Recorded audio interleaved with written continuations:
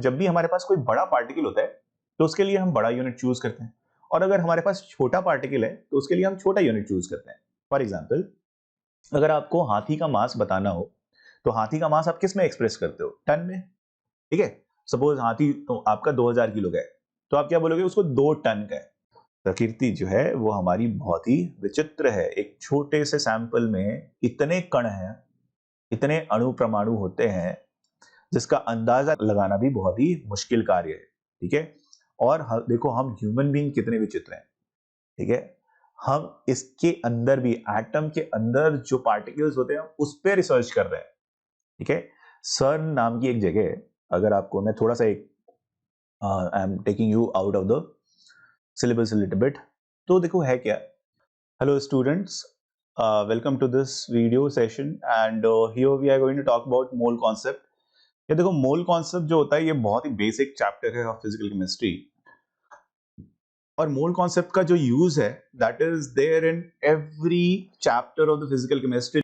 थोड़ा सा तो होगा ही, ठीक है ना। मोल कॉन्सेप्ट समझे बिना फिजिकल केमिस्ट्री को समझना बहुत ही मुश्किल है। So we are going to understand everything that is there in the mole concept. अब देखो यार, इससे पहले कि हम मोल कॉन्सेप्ट के बारे में कुछ भी बात करें, let's talk a little bit कि हम मोल कॉन्सेप्ट पढ़ते क्यों हैं। ठीक है, देखो हम जान जाएंगे मोल कॉन्सेप्ट में है क्या। बहुत ही डिफिकल्ट चीज नहीं है, बहुत ही आसान है, बट हाँ क्यों पढ़ते हैं। तो देखो यार, suppose if you are chemist, right now, अगर आप केमिस्ट हो तो अगर आप लेबोरेटरी में जाते हो तो लेबोरेटरी में आपको कुछ एक्सपेरिमेंट्स कराने होते हैं, राइट। अब जब आप एक्सपेरिमेंट कराते हो तो होता क्या है, बहुत सारे आपके पास रिएक्टेंट पड़े होते हैं, ठीक है ना। आप लेबोरेटरी में गए तो आपके पास बहुत सारे रिएक्टेंट्स पड़े होंगे। अच्छा, रिएक्टेंट्स जनरली या तो पाउडर्ड फॉर्म में होते हैं, या फिर आपने अगर लेबोरेटरी कभी देखा हो तो उसमें क्या होता है कि बहुत सारे कंटेनर्स होते हैं, और कंटेनर्स के अंदर कुछ सॉल्यूशन के फॉर्म में आपके पास रिएजेंट्स पड़े होते हैं।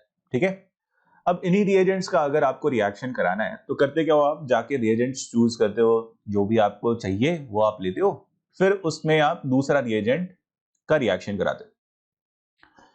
अब होता क्या है कि सपोज आप कोई रिएक्शन करा के, ठीक है, सपोज दो आप पाउडर्ड फॉर्म में दोनों का ही आप रिएक्शन करा रहे हो, सपोज, ठीक है, दो पाउडर्ड फॉर्म में आपके पास रिएजेंट पड़े हुए हैं, रिएजेंट 1 है, रिएजेंट 2 है, ठीक है, दोनों का रिएक्शन कराना है, और आपको चाहिए प्रोडक्ट।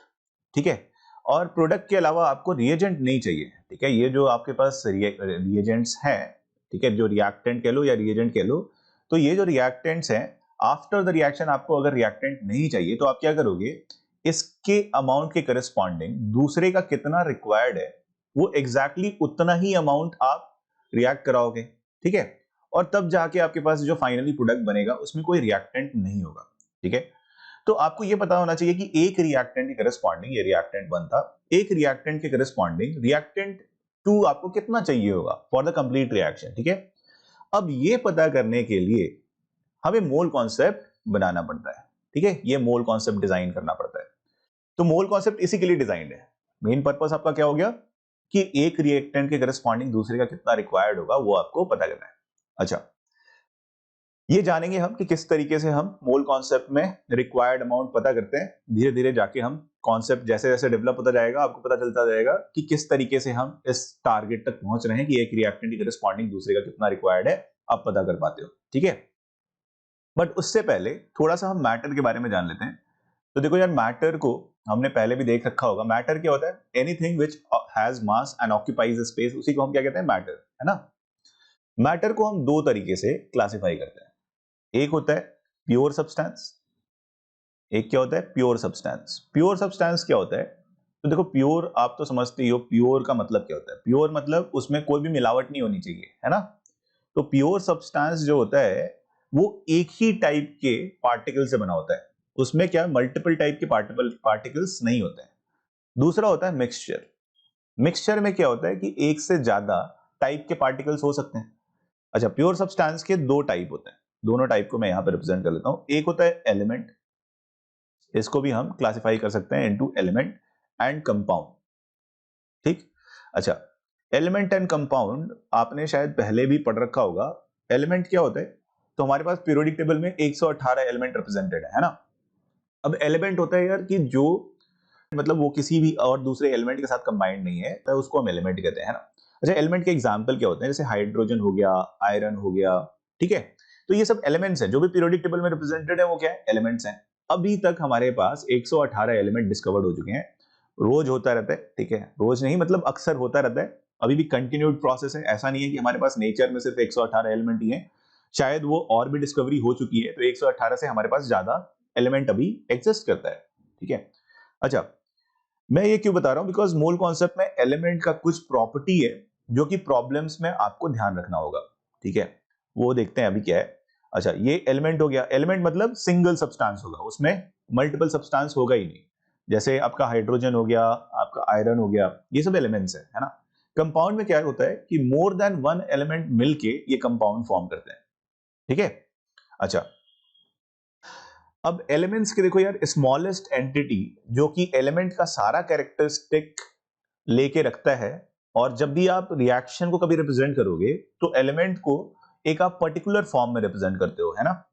तो ये जो रिप्रेजेंटेशन है एलिमेंट का वो दो तरीके से हो सकता है, या तो आप एलिमेंट को एटम के फॉर्म में रिप्रेजेंट कर सकते हो या फिर मॉलिक्यूल के फॉर्म में, ठीक है। एलिमेंट को दोनों फॉर्म में रिप्रेजेंट किया जाता है, ठीक है। एटम के फॉर्म में किस केसेस में, तो जैसे अगर मान लो आपको मेटल दे रखा है, तो मेटल का जब भी हम सपोज आप कोई रिएक्शन लिख रहे हो, है ना, तो मेटल को जब भी आप रिएक्शन में रिप्रेजेंट करते हो तो आप उसको एटॉमिक फॉर्म में ही रखते हो, ठीक। जैसे आयरन को आयरन के फॉर्म में रख दिया, ठीक।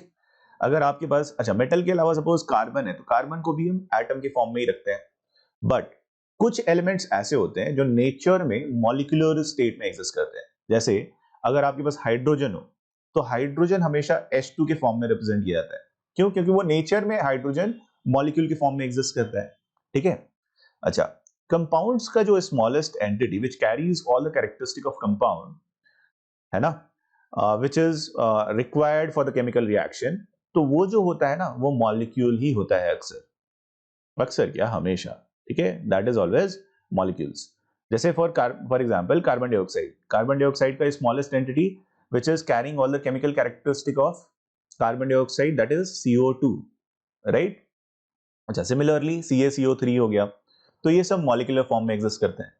अच्छा, मिक्सचर को हम जब फर्दर क्लासिफाई करते हैं, तो mixture can be classified into homogeneous mixture, homogeneous mixture, अच्छा इसको नीचे ही लिख देते हैं, और दूसरा क्लासिफिकेशन हो जाता है आपका हेट्रोजीनियस मिक्सचर का। तो दो तरीके के मिक्सचर होते हैं। अच्छा, इसको क्या है ना, जब हम कॉन्सेंट्रेशन टर्म्स देखेंगे तो इसको हम और डिटेल में जानेंगे। होमोजेनियस मिक्सचर होता है मतलब वो मिक्सचर जिसमें होमोजेनिटी हो, होमोजेनिटी मतलब यूनिफॉर्मिटी, ठीक है। अब जैसे अगर आपने सॉल्ट सॉल्यूशन ले रखे हैं, तो सॉल्ट सॉल्यूशन में क्या होता है, सॉल्ट जो होता है वो पानी के अंदर कंप्लीटली डिसॉल्व होता है ना। अब उसका जो कॉन्सेंट्रेशन होता है वो थ्रू आउट द बल्क एक ही आपको दिखेगा, तो इसलिए उसको होमोजीनियस बोलते हैं। वो क्या होता है, यूनिफॉर्म होता है, ठीक है। अच्छा, अगर मान लो आपने पानी के अंदर सैंड पार्टिकल डाल दिया, तो सैंड पार्टिकल अगर जब भी आप डाले होगे तो आपने देखा होगा कि सैंड पार्टिकल जो होता है वो पानी के अंदर सस्पेंडेड होता है। तो सस्पेंडेड होता है मतलब वो यूनिफॉर्मली मिक्स नहीं हुआ, ठीक है।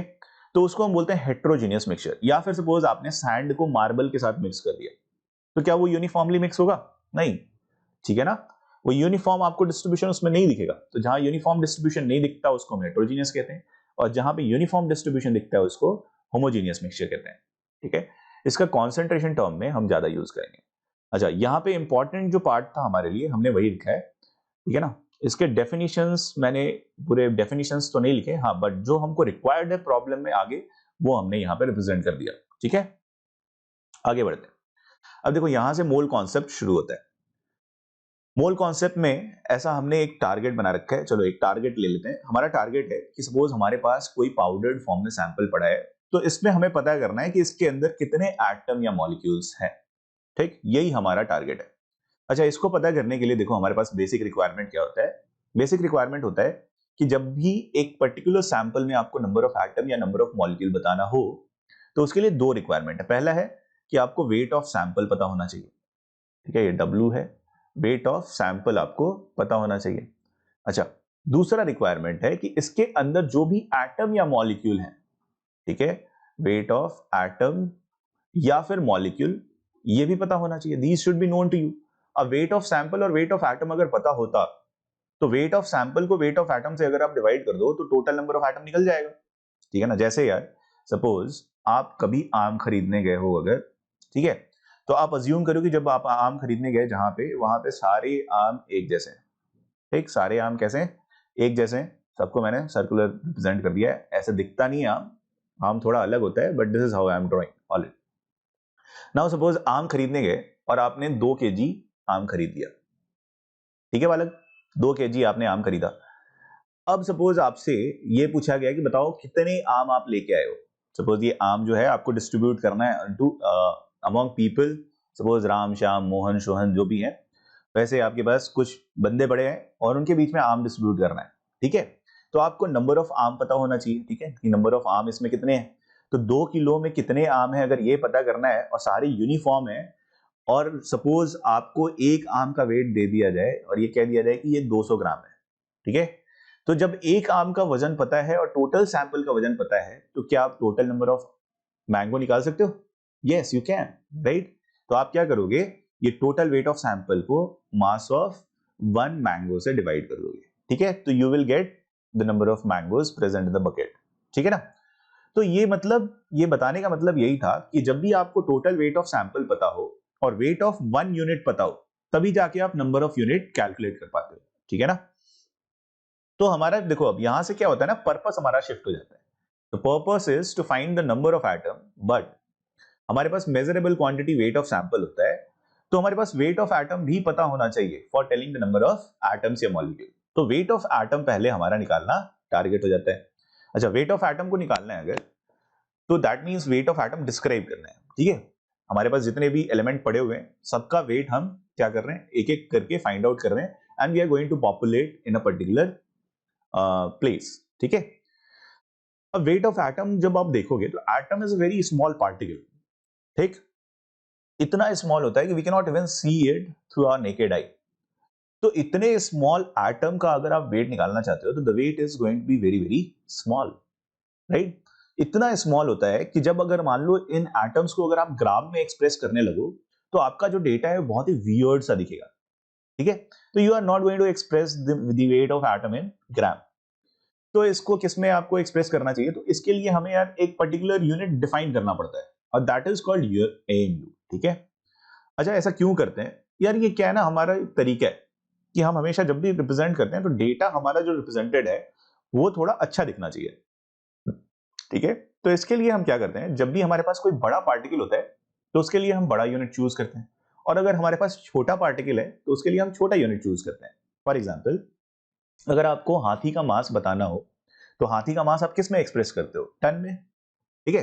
सपोज हाथी तो आपका 2000 किलो का है, तो आप क्या बोलोगे, उसको 2 टन का है।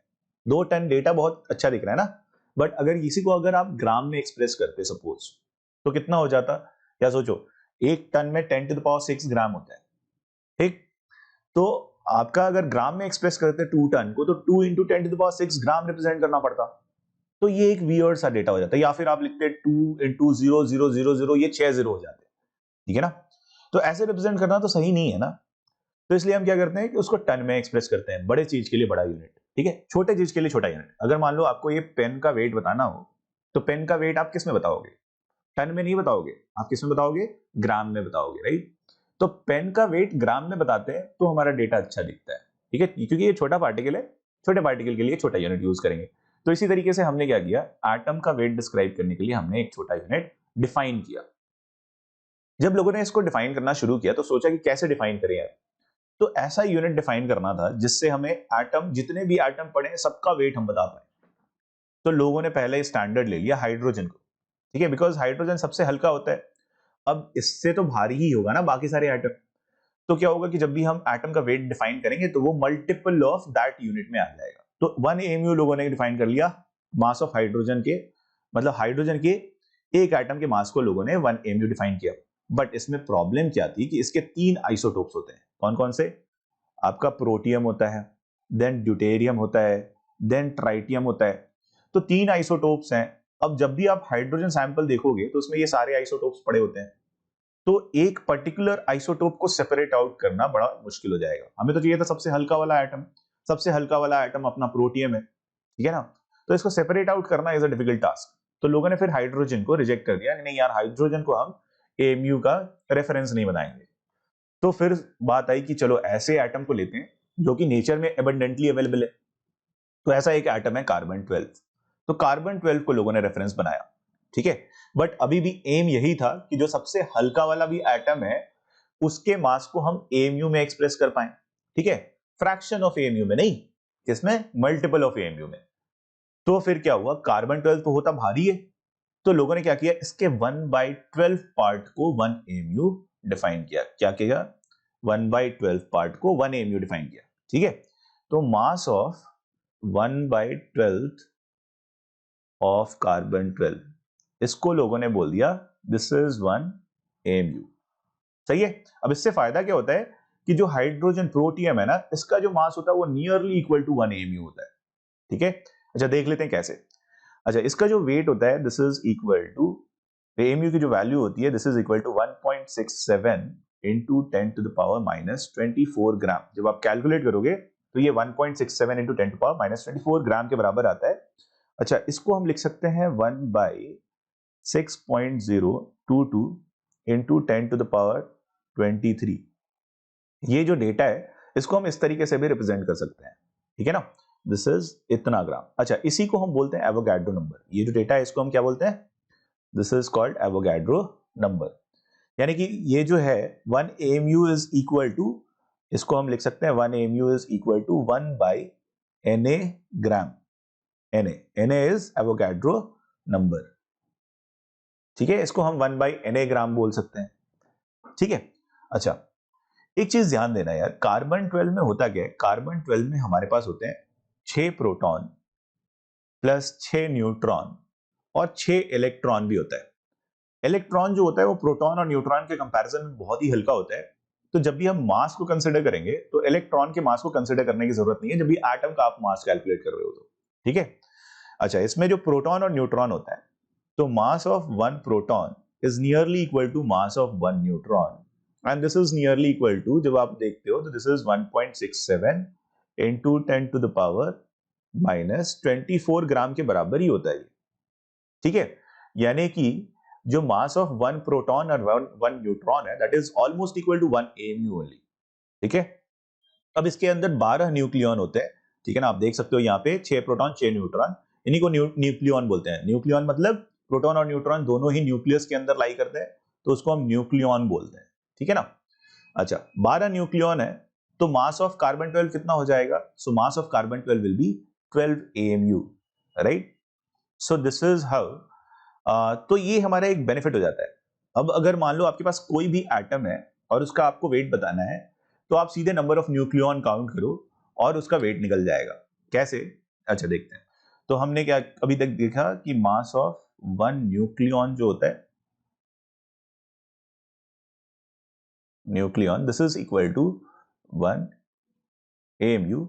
अब सपोज आपसे कोई कहे कि बताओ मास ऑफ सोडियम 23 कितना होगा, तो मास ऑफ सोडियम 23 कितना हो जाएगा, नाउ इट हैज 23 न्यूक्लियॉन्स, ठीक है। यहाँ पे जो रिप्रेजेंटेड होता है ये मास नंबर है, mass number proton plus neutron को ही बोलते हैं।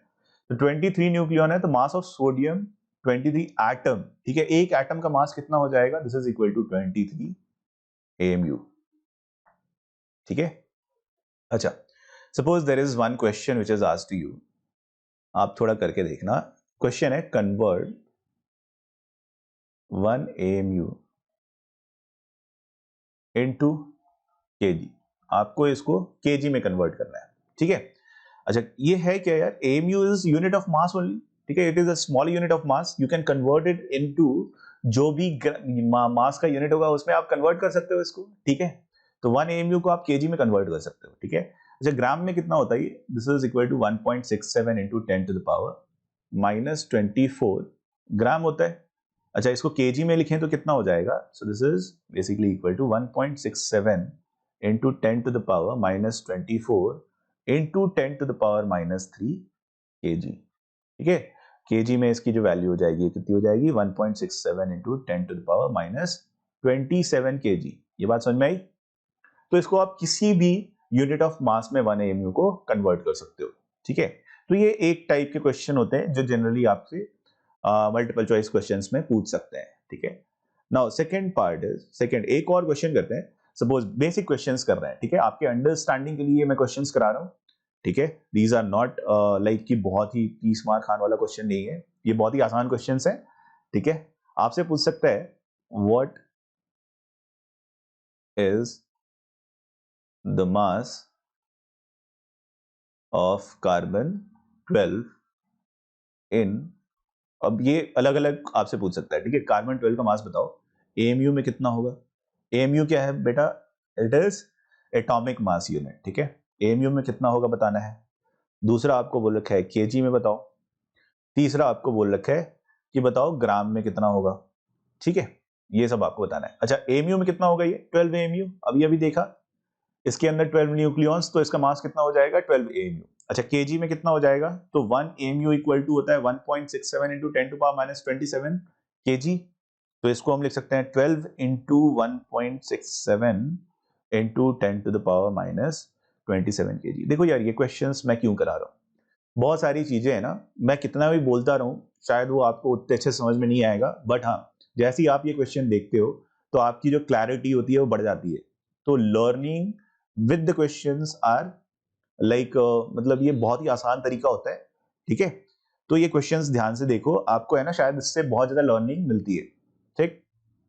अच्छा ग्राम में कन्वर्ट करना है यार, क्या करें, तो ग्राम में आपको पता ही है क्या करोगे, 1.67 इंटू 10 टू पावर माइनस 24 ग्राम से मल्टीप्लाई कर दो, सही है।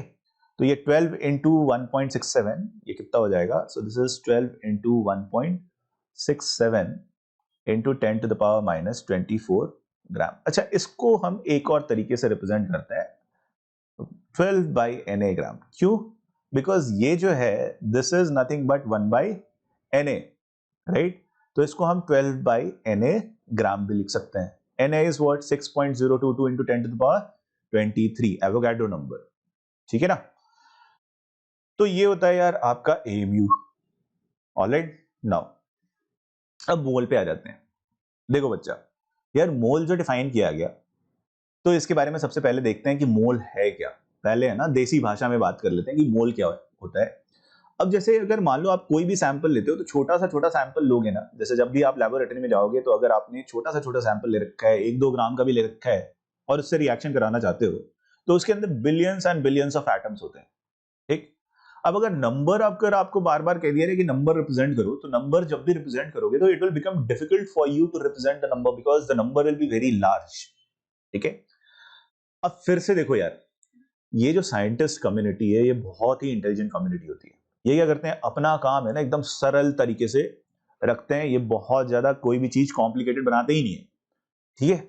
तो ये क्या करते हैं कि जब भी नंबर बड़ा होता है तो फिर से नंबर के क्लस्टर को लेके और एक छोटा सा अमाउंट डिस्क्राइब कर देते हैं, जैसे छोटा यूनिट दिखने वाला है ना, बट होता है वो वही सेम अमाउंट है ना, there is no difference between the amount, उसको एक छोटा यूनिट बना देते हैं, ठीक है।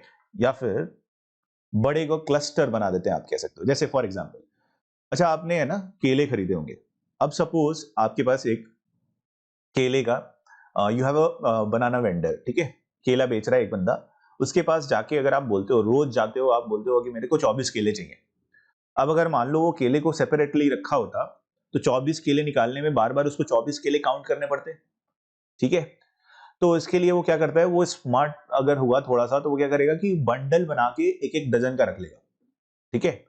अब now if you are asking for 24 bananas, he will what he is going to do is he can pick 2 bundles, ठीक है, एक एक डजन के, और वो आपको दे देगा। तो उसमें क्या होगा कि उसका काउंटिंग जो है वो रिड्यूस हो जाता है, राइट। तो चीजें आसान हो गई, राइट। तो इसलिए क्या होता है कि उन्होंने 1 डजन डिफाइन किया। 1 डजन क्या होता है, 1 डजन में हमारे पास होते हैं 12 यूनिट्स, ठीक है। अच्छा similar is the mole, what is happening with the mole. अब जैसे अगर आपके पास सैंपल देखते हो, तो sample contains lots of many too many numbers of atoms या फिर मॉलिक्यूल। तो इसमें हम क्या करते हैं, Avogadro number of particles containing substance को हम 1 मोल डिफाइन कर देते हैं, ठीक है। जैसे अगर मान लो आपके पास कार्बन सैंपल है, तो Avogadro number of carbon samples जो होंगे, Avogadro number of carbon atoms containing sample जो होगा, उसको आप क्या बोलोगे, 1 मोल ऑफ द सैंपल, ठीक है। अच्छा ये तो तरीका हो गया कि जिस तरीके से डजन डिफाइन हुआ उसी तरीके से मोल डिफाइन होता है। अच्छा मोल को डिफाइन कैसे करते हैं, राइट। तो डिफाइन करने का जो तरीका होता है ना, बड़ा स्पेसिफिक होता है। तो ये कैसे डिफाइन किया गया, तो इसमें कह दिया गया है कि amount of substance containing as many entities as contained in 12 gram of carbon 12 atom. यानी कि ये कह रहा है कि अगर आपने 12 ग्राम कार्बन 12 एटम लिया तो उसमें बहुत सारे कार्बन 12 होंगे, तो जितने कार्बन 12 होते हैं उतने एंटिटीज कंटेनिंग कोई भी सब्सटेंस हो, ठीक है, तो उसको हम बोल देते हैं 1 मोल। Got the point? अब कुछ भी हो सकता है, सपोज आप मार्बल ले रखे हो, तो 1 मोल मार्बल मतलब इसमें जितने एटम्स होते हैं 12 ग्राम ऑफ कार्बन में, उतने अगर मार्बल्स अगर आपने ले रखे हैं तो उसको 1 मोल ऑफ मार्बल बोलेंगे, ठीक। अच्छा, कितने नंबर ऑफ एटम होते हैं 12 ग्राम में, ये हमें कैलकुलेट करना है, ठीक है।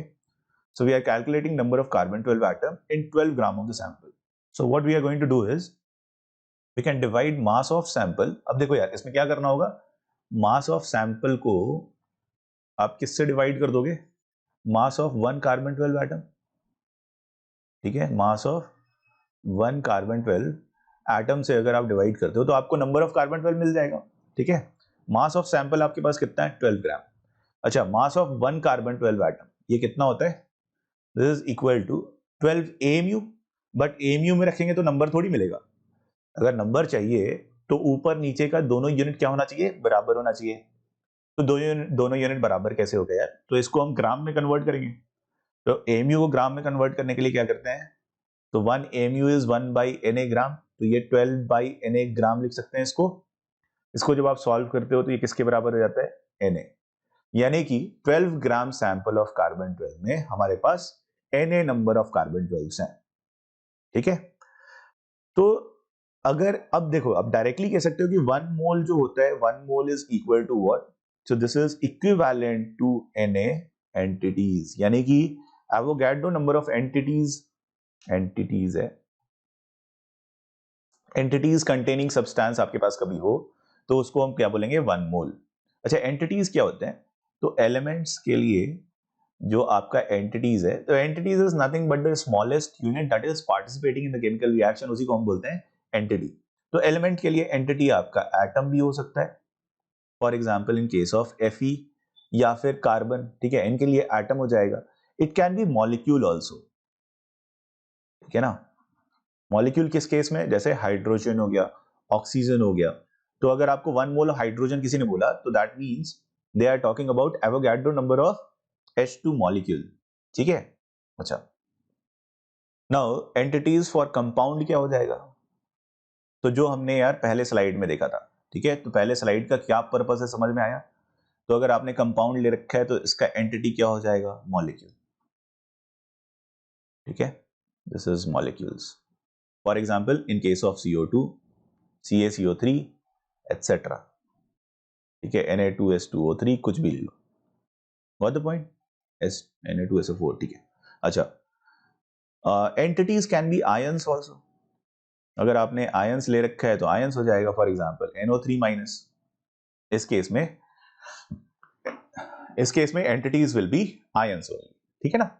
तो ये होता है यार 1 मोल। 1 मोल मतलब Avogadro number of entity containing sample. अच्छा, इस पे बेस देखो, इसका जो फॉर्मूला है, अब देखो इसमें जो है ना मोल कैलकुलेट करने का हम एक फॉर्मूला लिख सकते हैं। तो अब अगर आपको किसी का भी मोल निकालना हो तो मोल का फॉर्मूला क्या हो जाएगा, नंबर ऑफ पार्टिकल्स को हम कैपिटल N से रिप्रेजेंट करते हैं, डिवाइडेड बाई एवोगैड्रो नंबर कर दो तो आपको मोल पता चल जाएगा, ठीक है। फॉर एग्जाम्पल सपोज एक क्वेश्चन है, क्वेश्चन में पूछ रखा है find number of moles in sample containing 12.044 into 10 to the power 24 atoms of sodium, ठीक है। आपको इसमें नंबर ऑफ मोल निकालना है, ये नंबर है।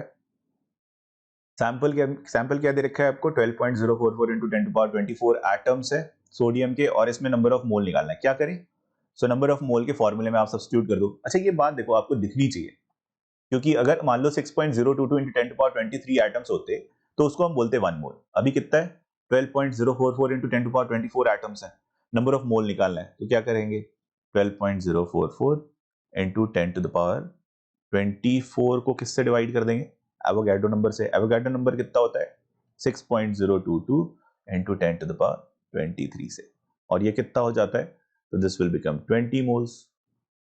ये बात समझ में आई? अच्छा, ये फॉर्मूला अगर आप यूज कर सकते हो तो आप ये भी पता कर सकते हो कि number of particle in a given mole of sample कितना है। तो वो कैसे कैलकुलेट करेंगे, नंबर ऑफ पार्टिकल हो जाता है n मल्टीप्लाइड बाई Na। सही है। अब देखो, एक क्वेश्चन सपोज आपसे पूछा है, find, this is not only applicable for atoms, it is applicable for molecules also, ठीक है ना। Find number of molecules of Na2S2O3 in 0.5 moles, ठीक है, ऑफ Na2S2O3। तो ऐसा अगर आपसे पूछा है तो नंबर ऑफ मॉलिक्यूल्स कैसे निकालोगे? सो नंबर ऑफ मॉलिक्यूल्स जो है ये कितने हो जाएंगे, so this is mole multiplied by Avogadro number, and this is equal to 0.5 multiplied by 6.022 into 10 to the power 23, ठीक है। ये जितना भी है, this is 3.011 into 10 to the power 23 molecules. Got the point? तो यार इस तरीके से आपको सॉल्व करना होता है, ठीक है। Now this is the first formula for the mole. अभी हमने एक निकाला है, इस तरीके से कई सारे फॉर्मूले होते हैं, we are going to talk about it, ठीक है ना। आगे धीरे धीरे डिस्कस करते जाएंगे। देखो यार, प्रॉब्लम्स हम बहुत सारे करने वाले हैं, इतने कर लेंगे कि आपको कभी भी मोल कॉन्सेप्ट में कोई भी परेशानी नहीं आएगी, ठीक है ना। तो जितने भी प्रॉब्लम्स होते हैं आप इजिली अप्रोच कर पाओ, ऐसा हम लोग इसमें देखेंगे, ठीक है। If you are going to watch this video, ठीक है, इसके बाद एक दो वीडियो में मोल कॉन्सेप्ट का और बनाऊंगा। अगर आपने ये सारे देख लिए तो I guarantee that you will not have any problem in mole concept ever, ठीक है। एक ही बार पढ़ना होता है, एक बार अच्छे से पढ़ लो तो दोबारा पढ़ने की जरूरत नहीं पड़ती, ठीक है। बट हाँ, conceptual clarity is very very important if you are studying for IIT JEE और नीट, ठीक है। कॉन्सेप्चुअल क्लैरिटी रखना, तभी जाके बाकी सारी चीजें जो हैं वो कनेक्ट कर पाते हो आप, ठीक है। अगर आप कॉन्सेप्चुअली नहीं पढ़ रहे हो, सिर्फ मग रहे हो, मगिंग कर रहे हो, ठीक है ना, इफ यू आर ओनली, अगर सिर्फ रटने में अगर आपका विश्वास है तो यह थोड़ी कठिनाई आती है, ठीक है। ऐसा नहीं है कि रटने वाले लोग क्वालिफाई नहीं करते, रटने वाले लोग भी बहुत कुछ कर लेते हैं जीवन में, बट द पॉइंट इज कि आप अगर समझ के करते हो ना, रटने के लिए भी थोड़ा समझने का जरूरत पड़ता है, ठीक है ना। एकदम रट्टाफिकेशन तो काम नहीं आता। अच्छा, एनीवेज, ठीक है, देखते जाते हैं धीरे धीरे। ऑलराइट, तो ये हो गया यार आपका मोल। अच्छा, अब देखो कुछ और फॉर्मूले हैं, I am going to write these formula as well. अब जैसे हम लोगों ने मोल देखा, ठीक है, आगे मोलर मास वगैरह देखेंगे हम लोग। थोड़ा सा एक चीज के बारे में देखते हैं, एक कॉन्सेप्ट है। अब देखो होता क्या है, एक पर्टिकुलर प्रॉब्लम पूछता है आपसे कि सपोज मोल ऑफ सब्सटेंस आपको गिवन है और उसमें पड़े जितने भी एलिमेंट्स हैं उसके बाद उससे रिलेटेड आपसे क्वेश्चन पूछा जा सकता है। फॉर एग्जांपल, अगर आपको कह दिया कि चलो आपने 1 मोल कार्बन डाइऑक्साइड लिया, तो बताओ उसमें ऑक्सीजन एटम कितने होंगे। तो यार 1 मोल कार्बन डाइऑक्साइड में आप देख सकते हो यहाँ पे 1 मोल कार्बन डाइऑक्साइड अगर आपने लिया है तो इसमें क्या होगा, Avogadro number of carbon dioxide हो जाएगा, ठीक है ना। अच्छा, now if you have Avogadro number of carbon dioxide, तो एक एक मॉलिक्यूल में तो आपको दिख रहा है ना, एक एक मॉलिक्यूल में कितने ऑक्सीजन एटम है, 2, ठीक। तो एक मॉलिक्यूल में 2 ऑक्सीजन एटम, तो एवोगाड्रो नंबर में कितने हो जाएंगे, 2 टाइम्स एवोगाड्रो नंबर, सही है। तो इस टाइप से आपसे क्वेश्चन पूछ सकता है कि बताओ एक पर्टिकुलर सैंपल में ऑक्सीजन के कितने एटम है या ऑक्सीजन के कितने मोल्स पड़े हैं, ठीक है। तो that you should be able to understand and that you should be able to approach, ठीक है। देखते हैं कैसे करते हैं, क्वेश्चन लिखते हैं। Now question is find number of oxygen atom in 2 moles, चलो 2 मोल ले लेते हैं, 2 moles of carbon dioxide, this is the question that you have to do, ठीक है। अब देखो सबसे पहले हमारा क्या करना होगा, तो पहले तो हम पता करते हैं कि कितने सारे मॉलिक्यूल्स हैं, ठीक है ना। एक बार नंबर ऑफ मॉलिक्यूल पता चल जाए तो आप उसमें कितने एटम होंगे कैलकुलेट कर सकते हो, ठीक है। तो नंबर ऑफ CO2 मॉलिक्यूल्स कितने हैं, ठीक है। तो इसके लिए हम क्या करेंगे, मोल मल्टीप्लाइड बाई एवोगाड्रो नंबर, सही है। मोल आपको पता है 2 मोल, इसको हम एवोगाड्रो नंबर से मल्टीप्लाई कर दिए, ठीक है ना। तो ये हो गया हमारे पास 2Na मॉलिक्यूल। अभी इसको Na के टर्म्स में छोड़ देते हैं, basically this is nothing but 2 into 6.022 into 10 to the power 23 molecules, ठीक है ना, इतना मॉलिक्यूल है। अच्छा, आपसे पूछा है नंबर ऑफ ऑक्सीजन एटम बताओ यार। अब molecule of oxygen, carbon dioxide अगर पता है तो एक के अंदर 2 ऑक्सीजन एटम है, तो total number of oxygen atom कितना होगा? ये हो जाएगा 2 into number of carbon dioxide. ये बात समझ में आई? अच्छा, अब इसको हम क्या लिखते हैं? 2 into number of carbon dioxide करोगे कितना आ जाएगा? ये 2 इंटू 2 Na हो जाएगा, सही है बालक, और ये हो जाएगा 4 टाइम्स Na, ठीक है। अच्छा, 4 टाइम्स Na, अब Na को सब्सटीट्यूट कर दो और आप चाहो तो उसको मल्टीप्लाई करके फाइंड आउट भी कर सकते हो। अच्छा, इसमें एक क्वेश्चन पूछ सकता था, इसी का बी पार्ट आपसे पूछ सकता था कि find number of moles of oxygen, find number of moles of oxygen atom, atom specify कर दिया, ठीक है। तो मोल्स ऑफ ओ कितना हो जाएगा? ये हो जाएगा moles of O is basically number of oxygen atom divided by Avogadro number. देखो वही फॉर्मूला यूज कर रहे हैं, एक ही फॉर्मूला को हम बार बार यूज कर रहे हैं, ठीक है ना। यहाँ पे number of carbon dioxide molecule निकाला, यहाँ पे नंबर ऑफ ऑक्सीजन निकाल लिया, ठीक है।